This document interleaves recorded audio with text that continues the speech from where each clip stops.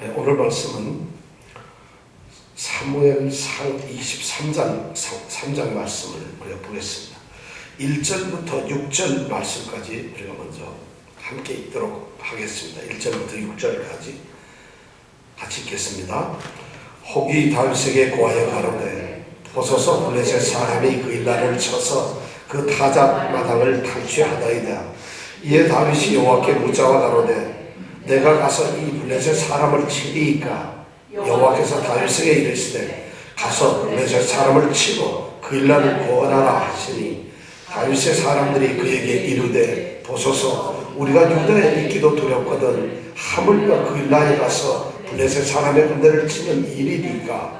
다윗이 여호와께 다시 묻자오되 대답하여 가라사대 일어나 그 일나로 내려가라. 내가 블레셋 사람을 내 손에 붙이리라 하신지라. 다윗과 그의 사람들이 그 일나로 가서 블레셋 사람과 싸워 그들을 크게 도륙하고 그들의 가축을 끌어오니라. 다윗이 이와 같이 그 일나 거민을 구원하니라. 아히멜렉의 아들 아비아달이 그 일나 다윗에게로 도망할 때에 손에 에봇을 가지고 내려왔었더라. 아멘. 다윗이 모압 땅으로 이제 망명했죠. 자기의 사람들 이끌고 망명정부를 모압에다 세웠습니다. 그래서 모압에서 모압 왕이 주는 요새에서 이제 편안히 자신의 식솔들과 400명의 이 무리들과 함께 이제 보내게 되었죠. 그런데 어느 날 이 선지자 가시라고 하는 사람이 다윗에게 나타나서 너는 이 요새에 있지 말고 유다 땅으로 들어가라는 이 하나님의 음성을 들려줍니다. 그래서 이 다윗은 그 말을 듣고서 선지자 가시의 명령을 따라서 하나님의 말씀으로 순종을 하고 그리고는 유다 땅으로 다시 들어오죠. 그래서 그 들어온 것이 어디라고요? 헤레스풀이라고 하는 이 산림 지역으로 이 아주 숲이 우거진 그런 산림 지역으로 들어오게 됩니다. 거기에서 들어와 가지고 이제 그들이 정착을 하고 있습니다. 숲속에서 이제 숨어서 사는 것이죠. 그런데 거기에서 숨어 살면서 그들이 슬픈 소식을 듣습니다. 무슨 소식을 듣느냐면 사울이 높 땅에 살고 있던 제사장 85명을 참살시키고 또 높 땅에 있는 모든 어린아이들과 여자들과 가축들을 다 완전히 진멸했다는 그런 슬픈 소식을 듣게 됩니다. 다윗이 아주 심상하고 너무 충격적인 사건을 통해서 이제 자신의 운명과 이런 것을 생각하니까 비참하기가 그지없어요. 그들의 죽은 이유가 바로 자기 때문에 죽었다는 것이죠. 바로 자신이 높 땅에 들렸기 때문에 자신을 미워하는 그 사울 왕이 높 땅의 선지자들을 죽였다는 것이죠. 그러니까 얼마나 죄책감이 있겠어요. 얼마나 마음이 힘들겠어요. 그런데 자기 자신은 뭐예요? 도망자지요. 그렇다고 해서 사울 왕을 공격해서 왕위를 뺏을 수도 없어요. 하나님께서 기름을 부은 왕이기 때문이죠. 이제 그러한 가장 이제 힘든 상황 속에서 그 사람이 다윗이 숲속에 머물고 있는데 그때 또 다른 소식을 하나 듣게 됩니다. 그 소식이 바로 오늘 23장에 나와 있는 말씀이에요. 이 그일라라고 하는 땅에 블레셋 사람들이 쳐들어왔다는 것이에요. 이 그일라라고 하는 땅은 이 블레셋 가드 성하고 그 다음에 이스라엘 땅, 이 유다 지파의 땅, 사실 본래 이 그일라는 유대 지파의 땅인데 그 국경선에 있어요. 그러다 보니 국경지방에 있다 보니까 블레셋이 종종 쳐들어오는데 지금은 이게 추수절기고 추수를 많이 해서 곡식을 거두어가지고 어디다가 놨죠? 타작마당. 우리로 말하면 노젓가리를 쌓았다는 거예요. 우리로 말하면 곡식을 쌓아놓은 창고거든요. 그 창고에다 이제 타작을 하고 그들을 떠려고 이제 타작하려면 그렇게 쌓아둔 이제 수확물, 이 저작물을 놔뒀는데 이 나쁜 블레셋이 그것을 탈취하려고 쳐들어왔다는 소식을 이 다윗이 듣습니다. 여러분, 다윗이 그 소식을 들어서 어떻게 하라는 것이에요? 어떤 사람이 그 소식을 정보를 제공해 주는데 다윗이 그것을 듣는 순간에 더 갈등을 느낍니다. 자기는 도망자고 사울 왕에게 들키면 죽습니다. 그리고 자기가 블레셋으로 망명을 하려다가 블레셋 사람들한테 까딱하면 죽을 것 같아서 그래서 미친 척하고 도망을 나왔거든. 이런 상황에서 블레셋이 쳐들어왔다니까 어떻게 하면 좋을지 몰라요. 여러분들 생각에 어떻게 했으면 좋겠어요? 그 소식을 차라리 못 들었으면 좋잖아요. 우리도 무슨 일을 하거나 교회를 할 때 누가 좀 힘들거나 어렵다는 이야기를 들으면 아유 이거 못 듣는 게 나을 뻔했어요. 들으니까 어떻게 관심을 가져주고 신경을 써야 되는데 힘들잖아요. 인생에서 그런 것이 너무 많아요. 차라리 못 듣는 것이 더 좋은 경우가 있는데 지금 이 다윗은 그일라에 이 침입을 한 블레셋 사건을 듣고 나서는 그 가슴에 요동칩니다. 그일라는 다른 사람이 아닌 자기네 유다 지파 사람이에요. 내 핏줄을 나눈 동족인데 그들이 우리의 원수인 블레셋으로부터 모든 이 물건들을 탈취당하고 있다는 이 비보를 접하니까 가만히 있을 수가 없어요. 그래서 이 다윗은 하나님께 묻습니다. 사실은 자기의 마음속에는 도와야 되겠다는 생각도 있었고 또 못 들은 척하고 있고 싶은 생각도 있었는데 하나님께 묻습니다. 하나님 어떻게 하면 좋죠? 하나님 뭐라고 대답했죠? 그일라로 내려가라. 그리고 그일라를 어떻게? 구원하라. 하나님의 명령은 매우 분명합니다. 아주 분명해요. 그일라를 구원하라는 거죠. 그일라가 불쌍해서 그런 것이라 그것이 아닙니다. 그일라를 반드시 구해야 할 무슨 명분이 있기 때문에 그런 것이죠. 지금 다윗은 비록 도망자이지만 하나님께서 보실 때는 그는 하나님께서 직접 기름을 부은 바로 이스라엘의 왕이 될 사람이에요. 왕은 자기의 백성들을 돌봐야 하고 하나님으로부터 위임을 받아 왕의 어떤 통치력을 가져야 되는데 하나님의 택하신 백성이 지금 피해를 입고 있다면 왕으로서 당연히 도와야 되는 것이죠. 지금 하나님께서는 다윗에게 그 정체성을 일깨워주고 있는 것이에요. 네가 누구냐? 지금 사울이 왕이 아니다. 네가 바로 왕이라는 것이에요. 그러니까 네가 가서 지금 그일라 이 백성들을 구해야 될 거 아니냐. 너의 백성인데 나의 백성인데 이런 사명감과 이 정체성을 이 하나님께서 일깨워주는 거예요. 그래서 그일라를 구원하라고 합니다. 다윗은 그런 하나님의 명령을 듣고는 결심을 하죠. 구원해야 되겠구나. 가야지 하고 이제 자기와 같이 있는 사람들 400명의 용사들에게 묻습니다. 자, 내가 이제 이런 소식을 들었다. 우리의 동족인 그일라 사람들이 지금 블레셋의 침입을 받아서 고통을 당하고 있는데 하나님께서 나를 그곳으로 가서 구원하라고 말씀을 하셨다. 같이 가자. 이랬더니 오늘 3절에 보니까 다윗 사람들이 다윗의 이 핵심 참모들 다시 말해서 이 사람들 누구죠? 환난을 당한 자들, 빚진 자들, 마음에 상처를 입은 이런 사람들이잖아요. 다윗의 그 뜻에 동참을 하는 어떻게 하면 거룩한 이 제야 세력들 아니겠어요? 이 사람들이 와서 이제 새로운 왕을 세우자고 왔는데 이 사람들이 그 다윗의 이야기를 듣더니만 공개적으로 반대를 하는 것입니다. 왜냐? 우리는 지금 유다 땅에서 도망으로 살아가는 지금 피해 있는 이런 사람들인데 우리가 여기 있어서도 지금 사울에게 들키면 죽게 되고 어떻게 될지 모르는 이런 운명인데 어떻게 우리가 그일라에 가서 그들을 구하고 너무 나대지 맙시다. 너무 나서지 맙시다. 우리는 그래서는 안 됩니다. 여기서 있읍시다. 괜히 그랬다가 사울이 공격하면 우리는 죽습니다. 아무것도 안 됩니다.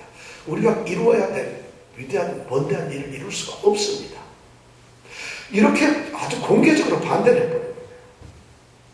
여러분 이럴 때 어떻게 해야 될까요? 하나님의 명령과 사람의 뜻이 지금 이렇게 대치가 되고 있어요. 사울 왕은 아말렉을 쳐들어갔을 때 아말렉을 진멸하라 할 때 하나님의 명령인 진멸하라는 명령과 백성들의 요구인 좋은 것을 취하라는 이 두 요구 사이에서 갈등을 하다가 결국은 백성의 말을 듣습니다.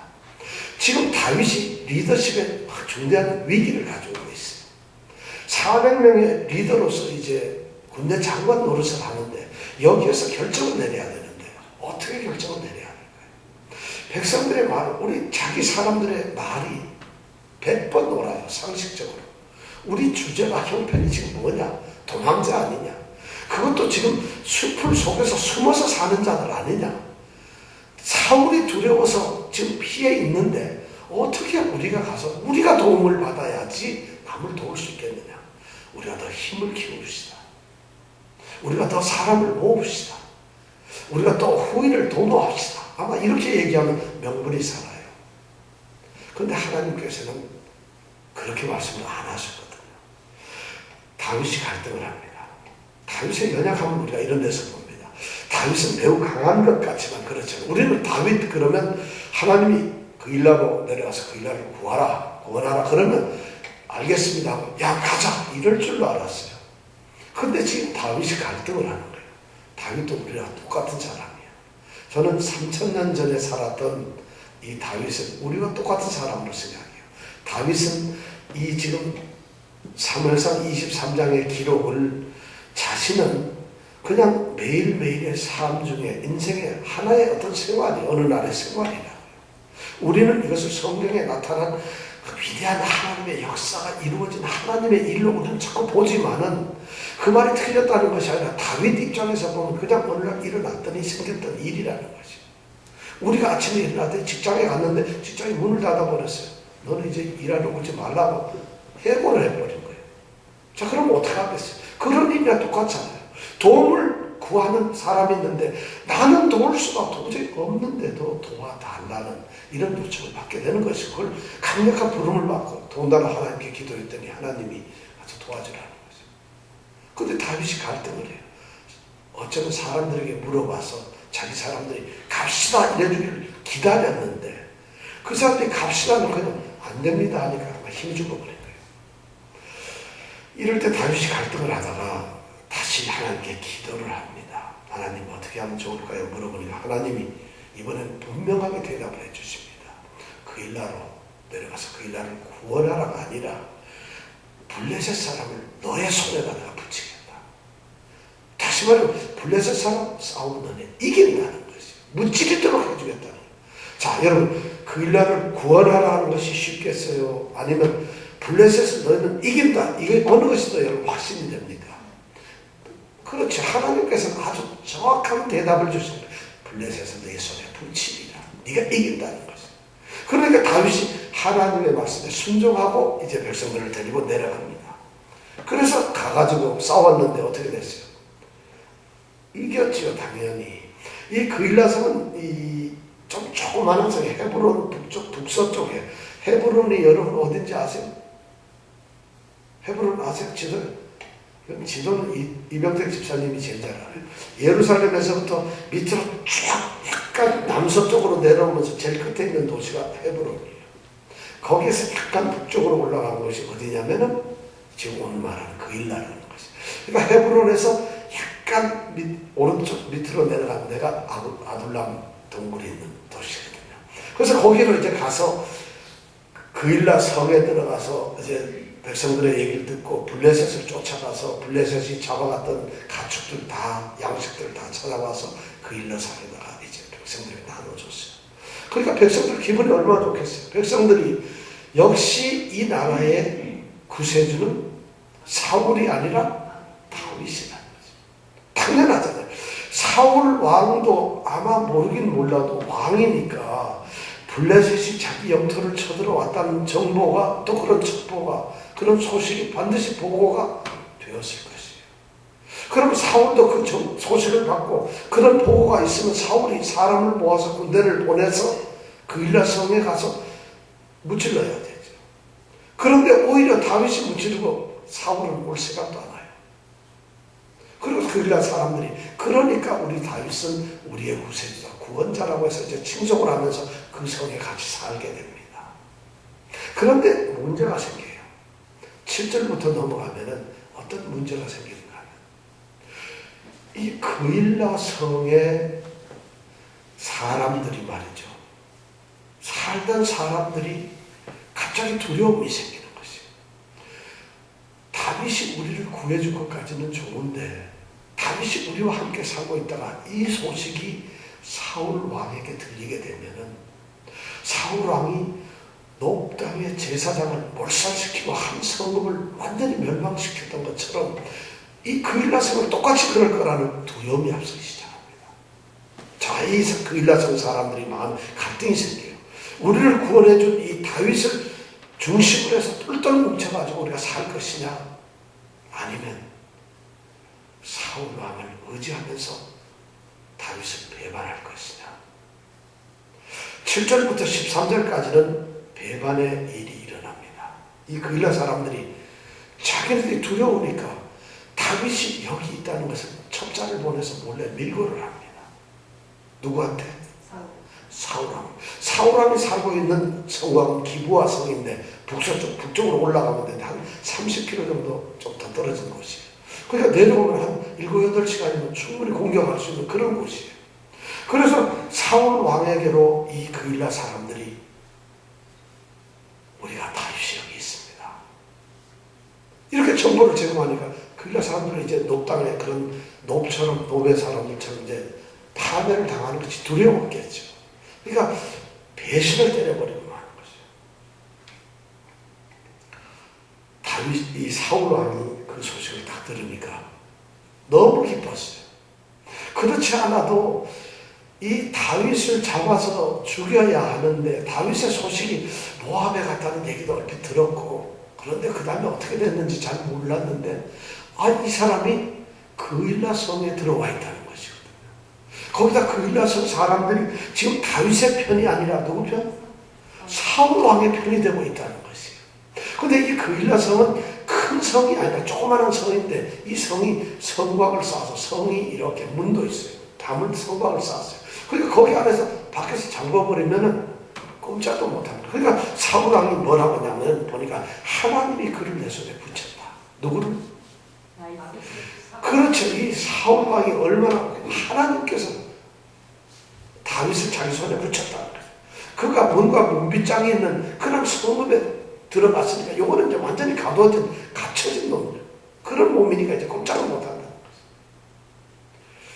야, 이 사울도 신앙이 좋아요. 하나님이 다윗을 자기 손에 붙였다니 얼마나 좋겠어요. 근데 이 사울이라는 사람 정말 이상한 사람이죠. 자기의 백성들을 위해서 지켜야 할 왕이 백성이 곤궁에 빠져서 블레셋의 침공을 받고 약탈을 당하는 그 소식을 듣고는 가만히 있다가 그것을 물리치고 그들을 구원해낸 자기네 백성의 그 구원자인 다윗을 잡으려고 거기에 갇혀있다는 소식을 듣고는 어떻게? 기뻐해요, 이것을. 여러분, 이런 왕이 있을 수 있나요? 다윗이 얼마나 지금 처절한 삶을 사는지 몰라요. 불쌍하잖아요. 여러분, 인생이 이렇게 산다고 생각해보세요. 뭐든지 남을 위해서 산 일을 열심히 하는데 그걸 누가 하라 그랬어? 왜? 이런 말 들어보세요. 어떻게 되는가? 그걸 죽이려고 그래요. 야, 정말 엄청난 일이 벌어졌어요. 그러니까 다윗이 지금 사울이 너무 기분이니까 드디어 이제 다윗을 잡았구나. 그 조그마한 성 내려가면 공격하겠구나. 그리고 내려갈 준비를 이제 백성들을 모읍니다. 군대를 모아요. 그래서 내려가려고 준비를 하고 작전을 짜고 출동을 하려고 하는데 하나님께서는 또 이 다윗의 편도 거기에다 숨겨두셨어요. 그 정보가 도로 또 누구에게 온다고? 다윗에게 와요. 다윗에게 그일라 성이 있는데 다윗에게 어떤 사람이 정보를 제공하는데 지금 사울이 큰일 났습니다. 이 성의 사람들이 배신을 때렸어요. 이 그일라 성 사람이 배신을 때려서 밀고자를 몰래 사울왕에게 보냈는데 사울왕이 지금 공격을 하려고 당신 까딱하면은 지금 성문 딱 가두면 아무리 400명의 군대가 있지만은 문을 잠가버리고 이 사람들이 잘 때 포도주에다가 마취제 넣으면 죽잖아요. 갇혀있잖아요. 어떻게 될지 모른다. 큰일 났다. 자, 다윗이 이럴 때 쳐야 될 행동은 뭘까요? 얼마 전까지만 해도 이 사람들은 자기네들 구원자라고 그러면서 얼마나 칭송을 했는지 몰라요. 영원히 같이 살자고 그렇게 소리쳐서 우리의 동족이고 우리의 형제라고 그렇게 떠들던 사람들이 지금 적이 되어 있어요. 그 성에 있는 이 다윗의 마음이 어떻겠어요? 우선 그 마음속에 우러나오는 배신감이 어떻겠냐고요. 도대체 이 사람들이 인간이겠어요? 지금은 싸움터예요, 싸움터. 그냥 평상시에 누가 돈 빌려갖다 안 갚는 그런 차원이 아니라 죽이고 살리고 하는 그런 전쟁터 아니겠어요. 그런데 살려주었더니 이 사람들이 자기를 배신하고 오히려 원수와 내통을 해서 자기를 죽이려고 한다는 것입니다. 하나님께 다시 묻는 수밖에 없어요. 23장에 보면 적어도 4번 이상 이 다윗은 하나님께 묻습니다. 6절에 보니까 누구죠? 아비멜렉이 아비 누구죠? 아비아달 이 제사장이 도망을 오면서 뭐를 가지고 왔다 했죠? 에봇은 제사장이 입는 옷이 가운이에요. 가운인데 이 가운데 흉배에는 뭐가 있냐면 흉배에는 이 심판의 흉배라고 해서 여기서 점을 치는 거, 여기서 하나님의 뜻을 판가름하는 그런 것을 분별하는 그런 우림과 둠밈이라고 하는 것이 있어요. 그래서 그걸 가지고서 이제 하나님의 뜻을 물어보는 것이죠. 그러니까 우리가 지금 눈에서 비춰보면은 너무 뭐 점치는 것 같은 이런 건데 이 당시에 하나님께서는 우림과 둠밈을 통해서 하나님의 뜻을 알려주셨다는 것이에요. 그러니까 오늘날도 그런 게 있어가지고 하면 좋겠는데 오늘날은 하나님이 그런 걸 우리에게 안 주셨어요. 그러니까 우리가 오늘날은 어떻게 하나님의 뜻을 알아야 되느냐? 기도하고 말씀 속에서 아는 수밖에 없어요. 이것이 유일한 거예요. 근데 옛날에는 우림 둠림이 있어가지고 그걸 가지고 하나님 갈까요 말까요 하면 하얀 주사위 같은 게 탁 나오면 가라는 거구나. 이러면 가면 됐어요. 근데 이런 성경에 충실하신 분들이 오늘날도 그런 걸 들고서 점을 치려고 하는 훌륭한 목사님들도 있다는 거죠. 성도들도 있고 또 그런 은사 받았다고 하는 희한 얄궂은 사람들도 있어요. 이게 심각한 문제예요. 성경을 문자로 해석하면 안 되죠. 자, 그러니까 이 다윗이 하나님께 기도를 합니다. 하나님, 어떻게 하면 좋겠어요? 2가지를 질문합니다. 과연 사울이 정말 쳐들어 내려와서 나를 잡으러 내려오겠습니까? 안 내려오겠습니까? 그리고 또 하나의 질문은 정말 하나님 한번 솔직히 얘기해 주세요. 내가 이렇게 도움을 준 이 그일라 사람들이 나를 정말 배신해가지고 나를 저쪽으로 넘겨줄까요? 사울왕한테 나를 넘겨줄까요? 정말 이 2가지를 물었어요. 근데 하나님은 한 번의 질문에 하나밖에 대답을 안 하시네요. 그러니까 이 우림 둠밈은 왜냐하면 2개를 동시에 대답을 할 수가 없거든. 그러니까 사울왕이 내려올까요? 하는데 그럼 내려오고 말고. 아이고 그럼 사울왕이 와서 깜짝이 죽었잖아요. 그래도 이 다윗은 또 기대를 갖는 거예요. 사울이 내려온다 하더라도 그일라 성의 사람들이 다 단결하고 자기하고 뭉치면 싸울만 하거든요.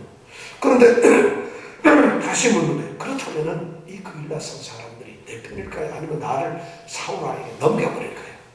넘긴다. 자, 하나님의 명령이 그렇게 딱 떨어져 버렸어요. 내려올 것이고 너를 넘겨준다.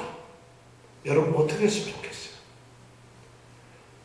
400명 집합 딱 해놓고 나서 너는 동쪽, 서쪽, 남쪽, 북쪽, 포위. 그러나 이 성 사람 어떻게 돼? 꼼짝말 너희들 칼들어. 그리고 싸워같이. 이래야 되나요?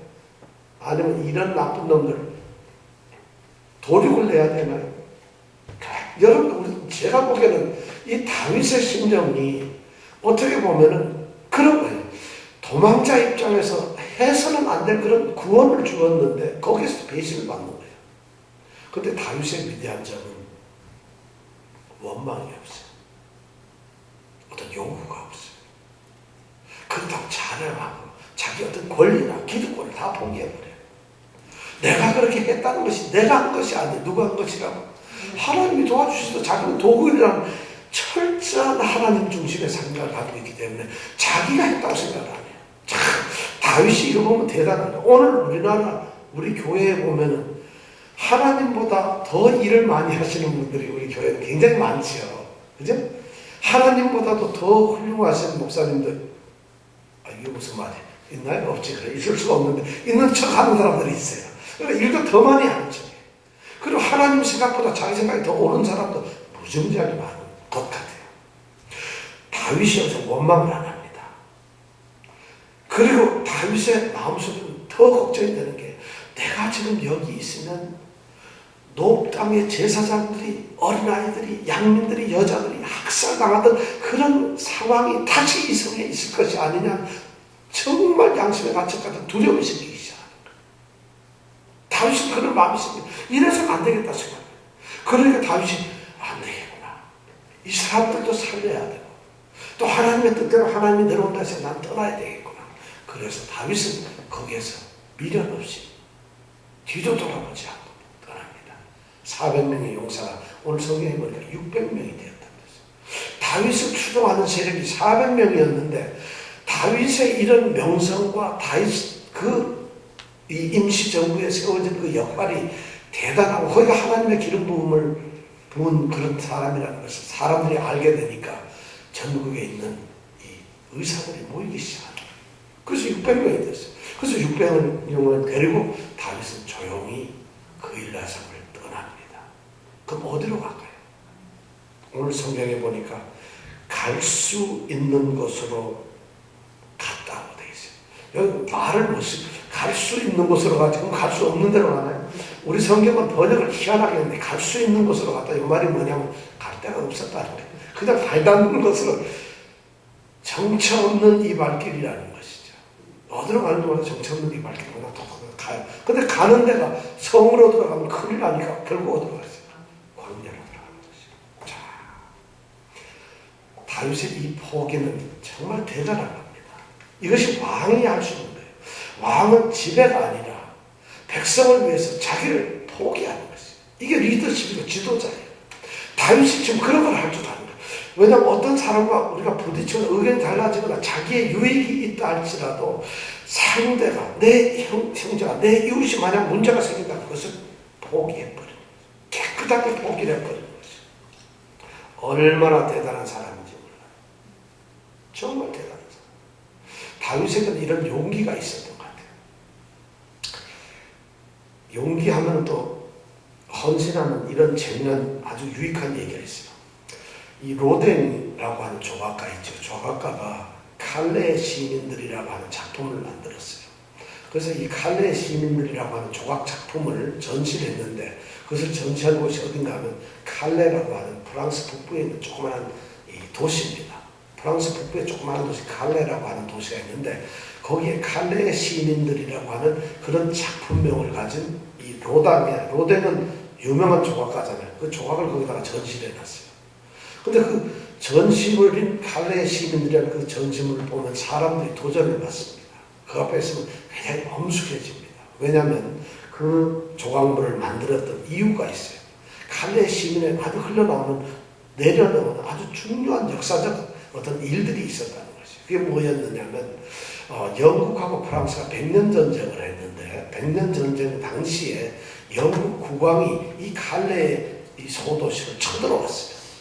그래서 그 도시를 갖다가 에워싸고는 항복을 권하면서 공격을 하는데 이 칼레 시민들이 저항을 합니다. 그래서 몇 달 동안을 이 성곽에서 문을 안 열어주고 그리고 싸움을 버팁니다. 그러니까 영국 국왕이 모든 문과 통로를 다 차단해버리고 완전히 이 사람을 굶어 죽이려고 이제 에워쌉니다. 그게 몇 달이 지나니까 안에 쌓았던 이 비축 음식들이 없어지게 되고 결국은 이제 다 굶어 죽게 생겼어요.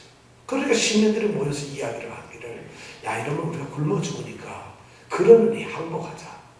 차라리 우리가 굶어 죽는 것보다 후일을 도모하기 위해서 항복을 하는 것이 어떠냐. 그래서 시민 대표를 뽑아서 영국 국왕 군대에다 보냅니다. 그리고 항복을 선언합니다. 우리 항복하겠다. 그러니까 영국 국왕 군대가 항복을 받아줍니다. 그래서 그렇게 끝났으면 좋겠는데 문제가 또 생겼어요.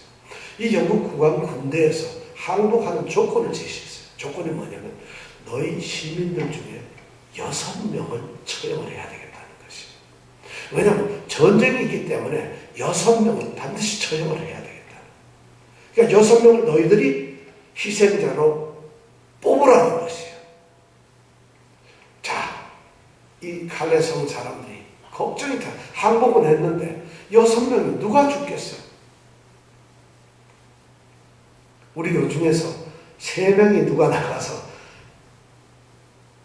빵집 와서 빵을 사오자 그러면 누가 얼른 달려가겠어요? 근데 이거는 6명이 처형이 되고 죽는 것이에요.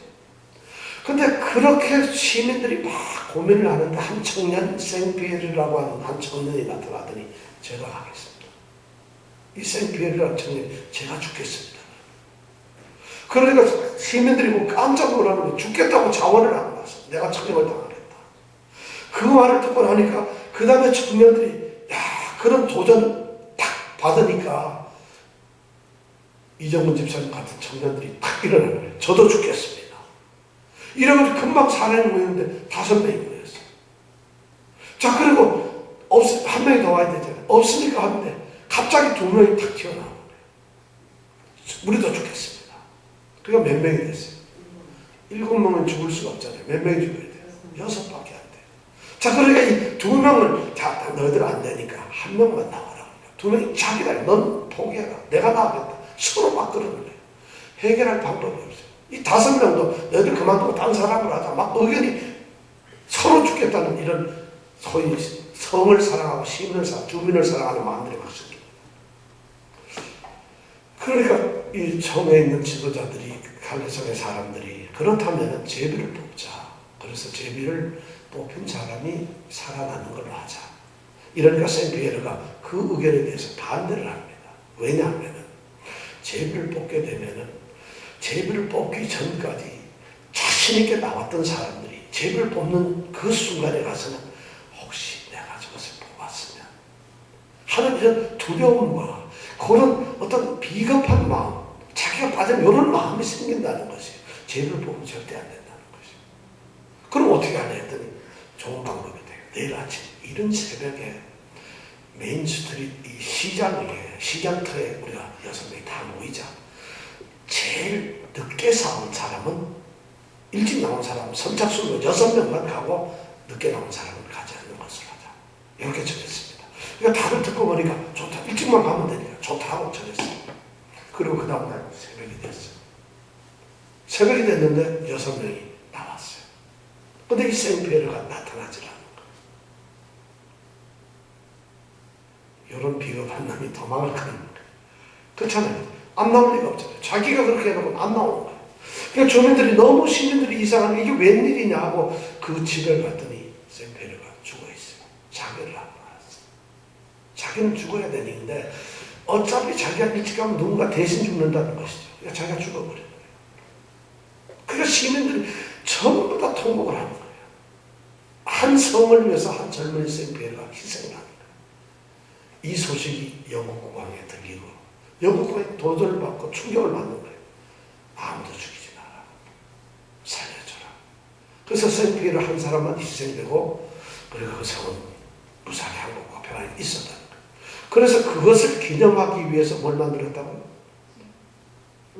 칼레의 그 작품을 만들어서 그런 거예요.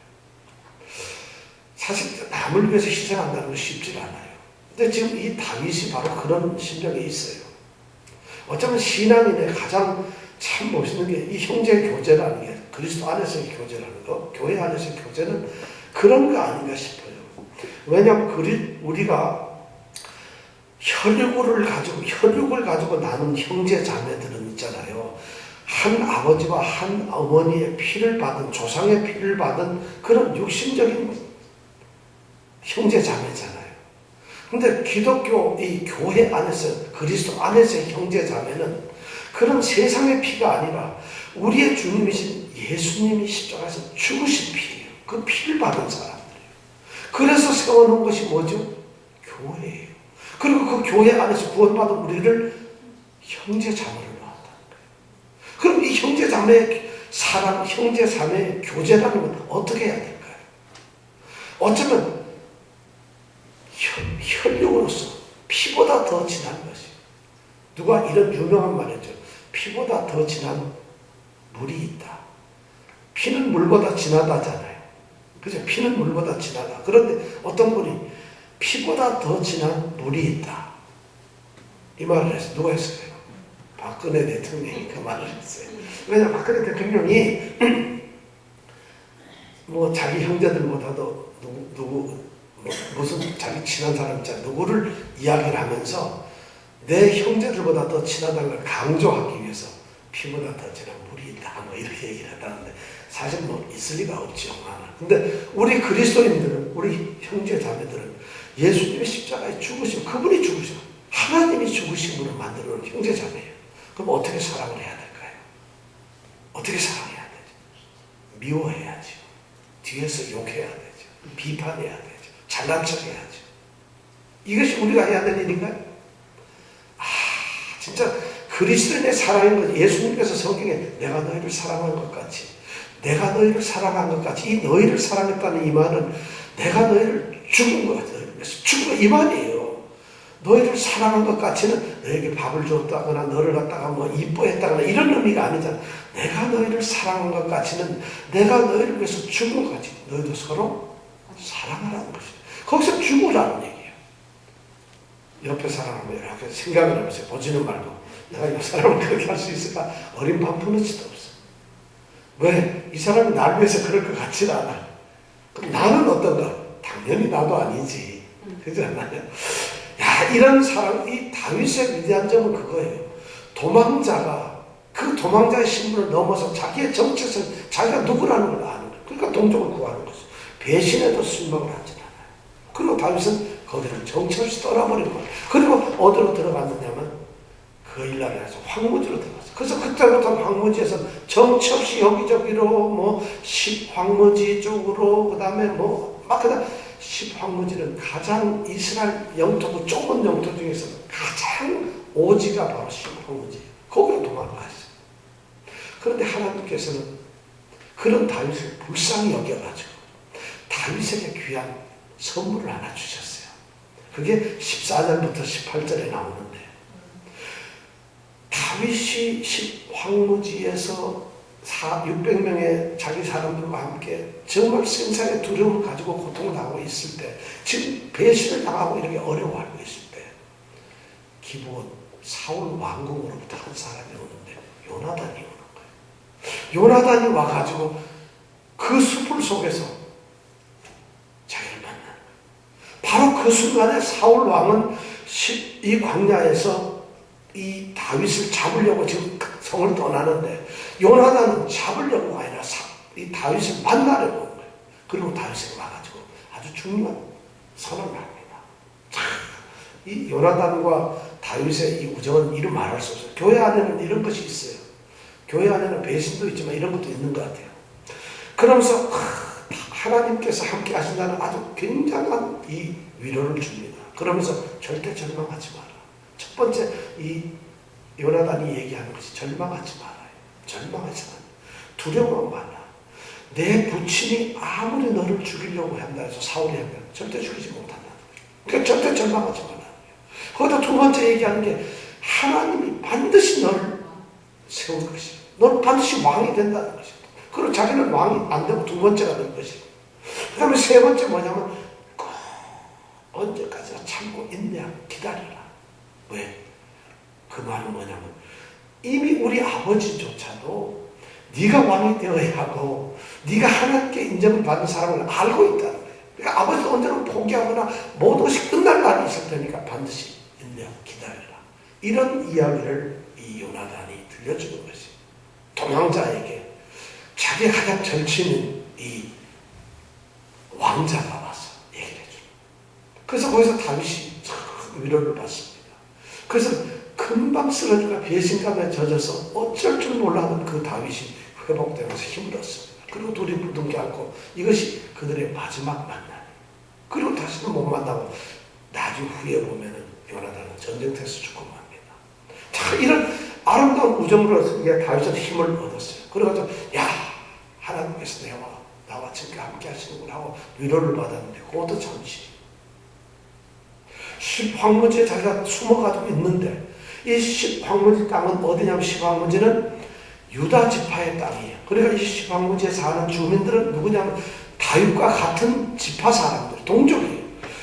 이 사람들이 다윗이 여기 있다는 걸 알고 또 사울에게 또 일러줘요. 두 번째 메시지 또 나옵니다.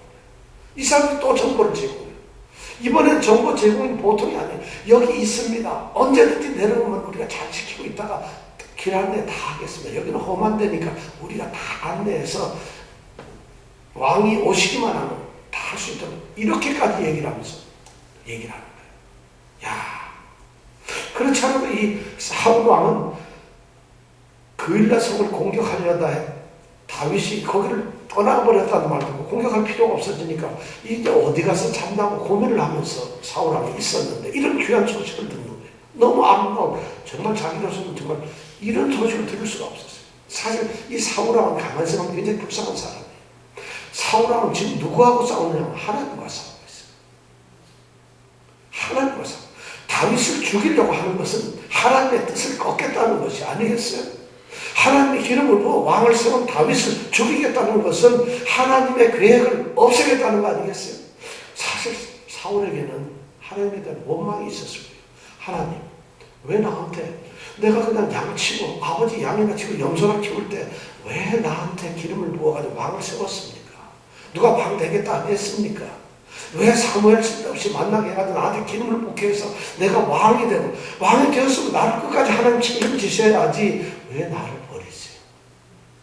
아니 사람이 살다 보면 조금 실수할 수 있죠. 내가 제사를 사무엘 오기 전에 먼저 들을 수도 있지요.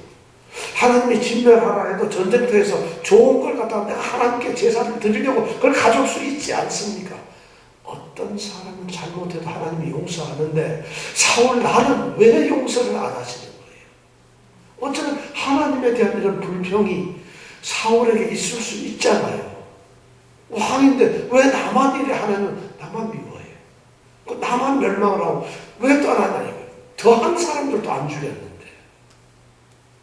그러니까 그 하나님에 대한 원망이 있어요. 하나님에 대한 대적을 하고. 그래요.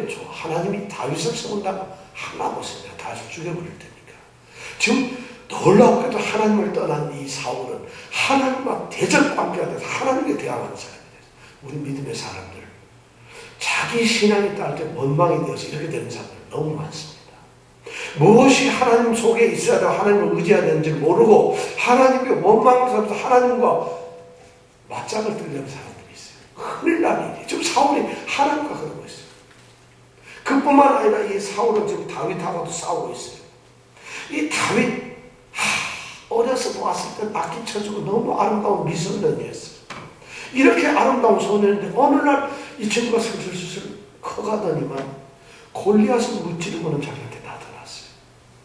나타나더니 자기에게서 누구보다 자기가 사랑하는 외아들인 요나단을 뺏어가 버리고 말한다.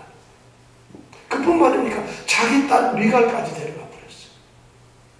그런데 지금은 이 친구가 나에게서 내 자식들 다 뺏어가고 하더니만 내 기쁨까지 뺏어가더니 이제는 내 자리까지 뺏으려고 돌아다닌다. 이런 생각을 지금 사울 왕은 가지고 있는 것이에요. 그러니까 얼마나 사울 왕이 지금 막 가슴이 이렇게 했어요. 거기다가 이 사울 왕이 가만히 생각해 보니까 사울 왕은 또 주변 사람들이 이래 보니까 이놈들 한 놈도 모릅니다.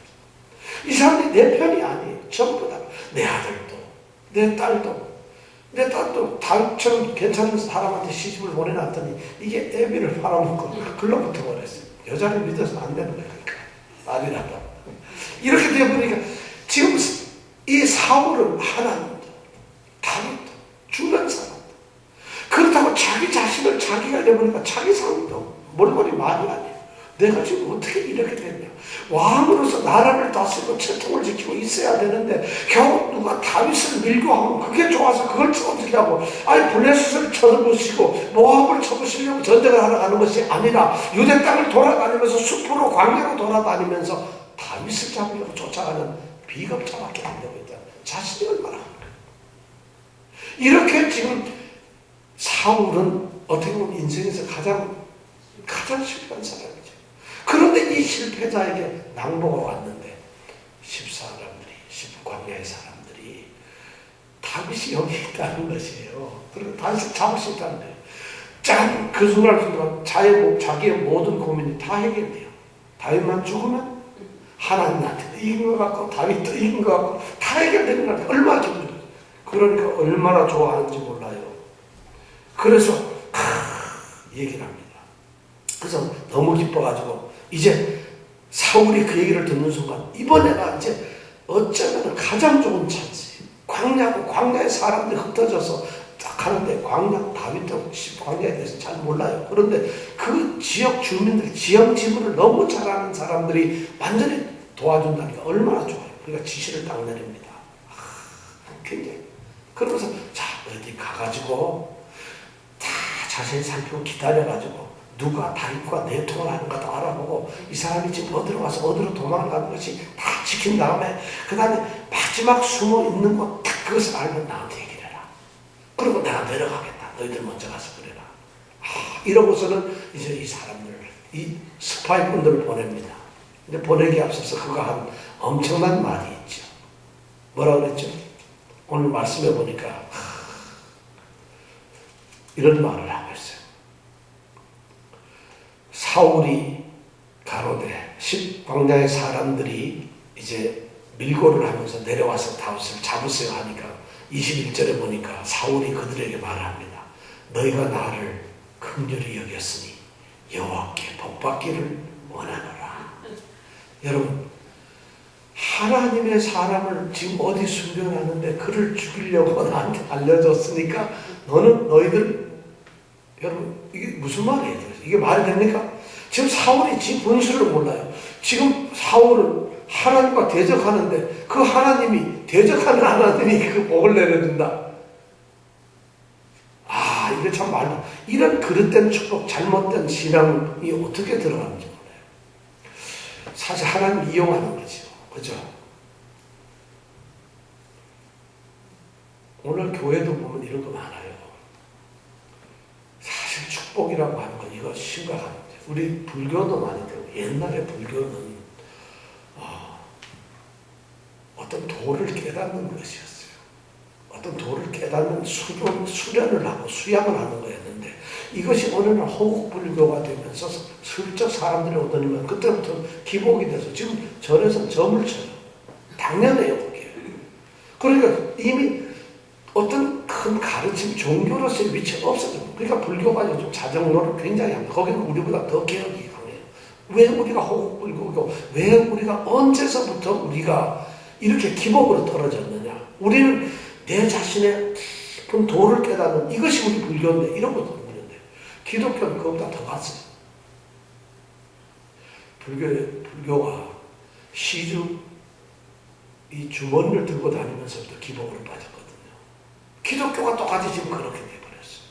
자, 참된 예배를 해야 하는데, 예배는 우리가 평안을 얻기 위해서 드리는 것이 아니에요. 예배는 평안이 있든 없든, 물론 있어야 되지만, 예배의 목적은 영이신 하나님께 영과 진리로 드리는 것이 예배잖아요. 예배가 없어져 버렸어요. 여러분, 기도가 뭐예요?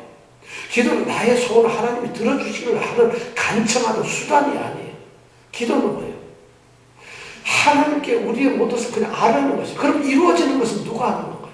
하나님. 근데 우리는 내가 그냥 간절히 하면 이루어질 거라고 생각해요. 정말 말씀. 우리의 간절함이 하나님의 마음을 움직이는 것이 아니에요. 하나님께서 하시면 돼요. 그렇다고 우리가 정성을 보면 하나님이 고쳐주시겠지. 이것이 너무나 위험한 기복이라는 거예요. 헌금 많이 하면 하나님이 나를 사랑하시겠지. 내가 선한 일을 많이 하면은 하나님, 내가 믿음이 괜찮은 사람이죠. 그거랑 똑같은 거예요. 기도를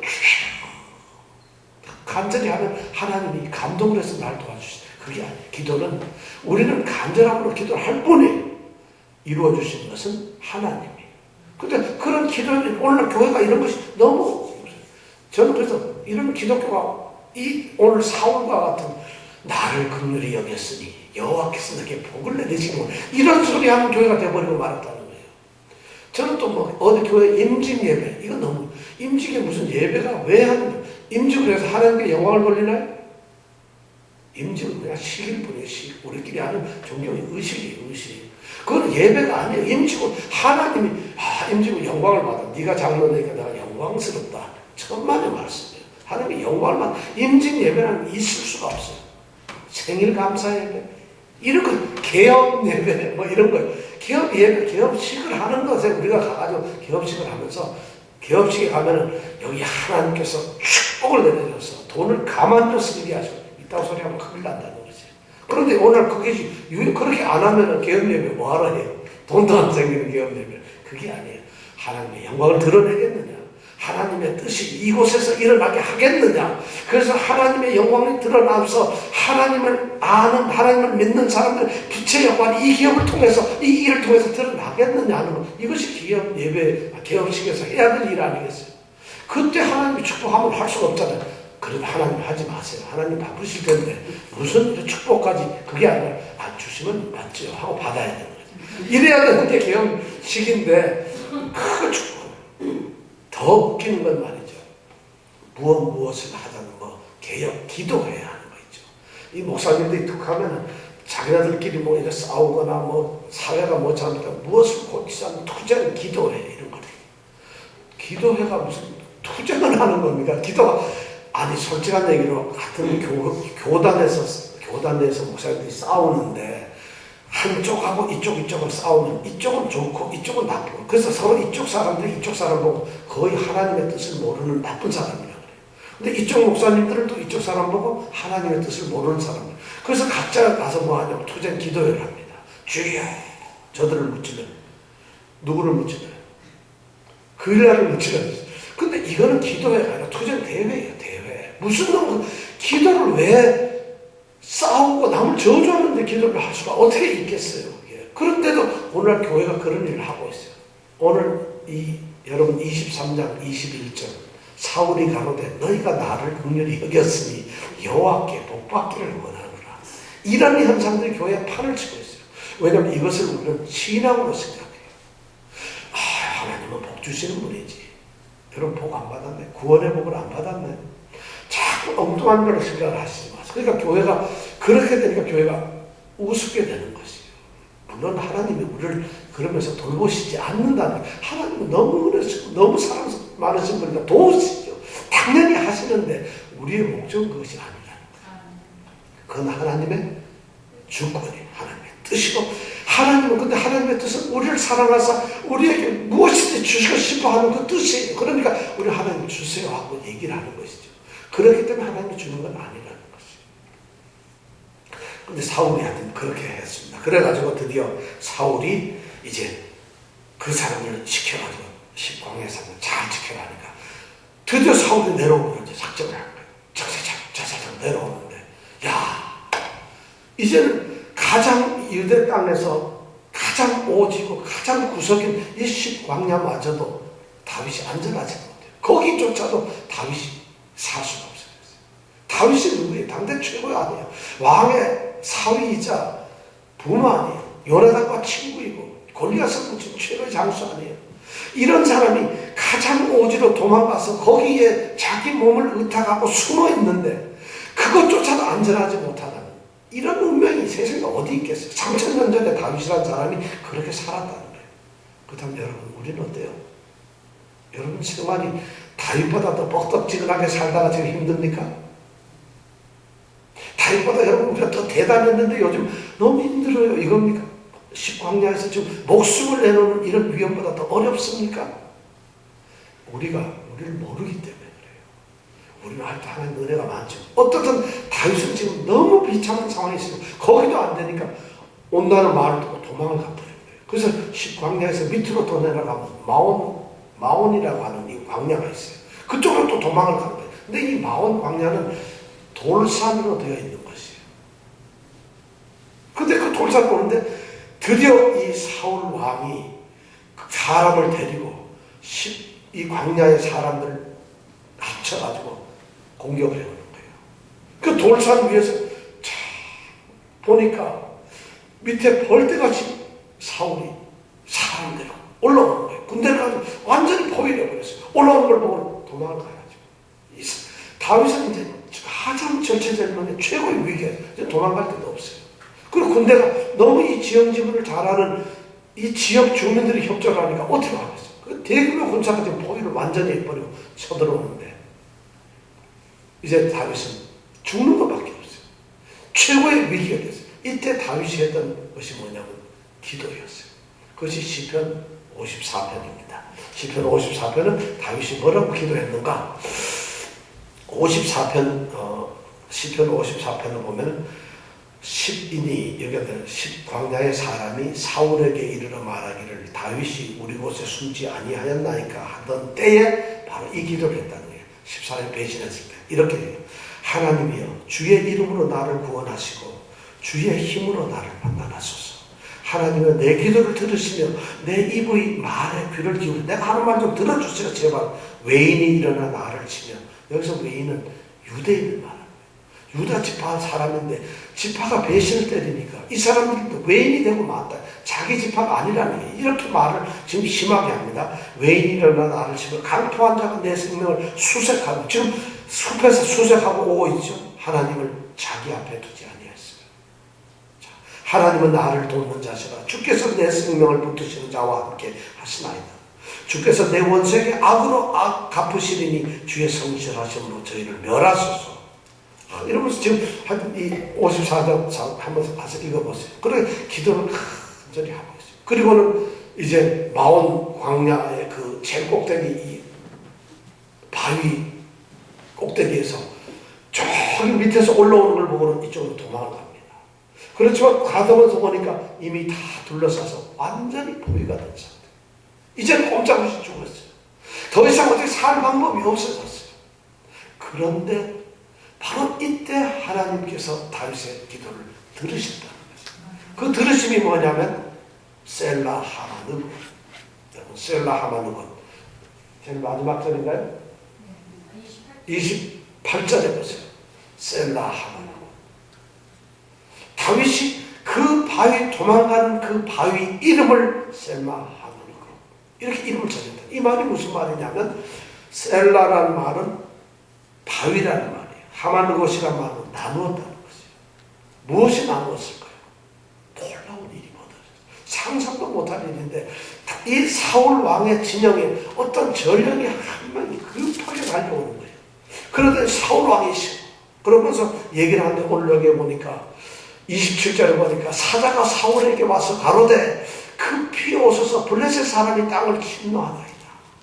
무슨 얘기냐? 지금 이 기브온 자기 왕궁에 있는 그쪽 땅에 누가 쳐들어와? 블레셋이 쳐들어오는데 긴급 타전을 막 하는 거예요. 빨리 와야 된다. 자, 사울 왕이 다윗을 잡는 게 급해요. 자기 지금 성읍을 지키는 게 급해요. 돌아섭니다. 거기서 야 정지 회군 하고 나서 돌아가자 하고 갑니다. 다윗은 이 내용을 알까요? 모르는 거예요. 블레셋이 쳐들어왔는지 아무것도 모르고 도망을 가다가 자기는 포에서 죽었다고 생각을 했는데 다윗이 기도를 마치고 아까 시편 53편의 기도를 마치고 돌려다 보니까 사회를 군대가 전부 다 없어지는 것이에요. 웬일일까? 아마 후일에 발견했을 때 여기 이름을 사울이 흐려짐을 해서 우리가 여기가 나무를 찌는 바위, 분리된 사울의 위협으로부터 다윗이 구원을 받아서 분리되었다는 바위라는 이름으로 다 읽었죠. 저는 이 성경 여기 바로 이거 읽을 때 소름이 쫙 끼쳐요. 하나님의 사람 다윗이 3000년 전에 이 다윗이라는 사람이 하나님께 얼마나 잘 살았는지 모르겠어요. 이 사람이. 그런데 이 사람을 지키기 위해서 블레셋은 적인데 적이 지금 누구예요? 다윗이 구원하거든요. 하나님께서 그 블레셋을 하나님께서 이끄시는 매출하기를 끌어오시는 것처럼 동풍을 불러올리시는 것처럼 블레셋을 좀 일으켜가지고 기본을 공격하더라고요. 이 사람들이 뭣도 모르고 공격을 하는 것이죠. 그러니까 그 정보가 사울에게 오니까 사울이 철수할 수밖에 없어요. 그래서 하나님은 하나님의 사랑하는 다윗을 구원을 하십니다. 그러니까 다윗이 거기서 엔게디 광야, 사해 바로 옆에 있는 엔게디 광야로 도망을 갑니다. 그래서 거기에서 이제 새로운 삶을 시작하게 됩니다. 셀라 하마는 곳. 이 말 기억하세요. 우리가 어려움을 당할 때 어떤 일이 하든 안 될 것 같지만은 정말 우리 이성이나 우리의 판단 또 우리의 교회 사람들의 어떤 경영은 이건 불가능한 것이에요. 이것은 다윗이 이건 우연이 아니에요. 어떻게 우연도 이렇게 맞춰요. 우리 인생에서 정말 이런 엄청난 셀라 하마는 곳에 이런 역사가 있기를 원합니다. 우리는 모르는데 아무것도 몰랐는데 나중에 보니까 그런 일이 있었어요. 합력하여서 오늘 입는다는 것이 바로 이거예요. 이것이 신앙에서 경험한 하나님과의 동행이 바로 이런 겁니다. 우리 성도들에게 이런 축복이 있기를 원합니다. 정말 이런 경험 인생 그러면 여러분 겁날 거 있으세요? 다윗이 이거 딱 아마 다윗은 내가 보기엔 이 사건을 겪고 나서부터 겁날 게 하나도 없어요. 영락없이 죽었다고 생각하는데 밀려오던 그 군대가 썰물처럼 나가버리고 마는 거죠. 이유를 모르겠어요. 나중에 봤더니 이것이 하나님의 뜻이었다는 것입니다. 이렇게 되면은 어디서도 다리 톡 뻗고 잘 수 있어요. 이 은혜, 이 믿음. 이것이 하나님과의 동행이라는 겁니다. 이것이 하나님의 축복이라는 겁니다. 이것은 다윗에게만 있었던 신앙이 아니라 오늘 우리에게 있는 신앙이에요. 왜냐하면 그때 하나님은 지금도 살아계신 하나님이에요. 다윗이 그냥 평범한 사람의 3000년 전 사람이었어요. 역사적 사람이잖아요. 그렇다면 우리도 2000년대 역사적인 사람일 뿐이에요. 그렇다면 하나님은 동일한 하나님이시고 동일한 역사라면 결국 이것이 승패는 하나님의 주권인데 그 주권이 우리의 믿음을 이루어요. 이 믿음 있는 그런 성도들이 되길 원합니다. 정말 이 말씀 셀라 하마 누것 셀라 하마 누것 한번 따라해보세요. 셀라 하마 누것 셀라 하마 누것 이것을 딱 생각하세요. 아, 블레셋을 동원해서 나를 구원하시는 하나님. 이 축복이 우리에게 있길 원합니다. 기도하겠습니다.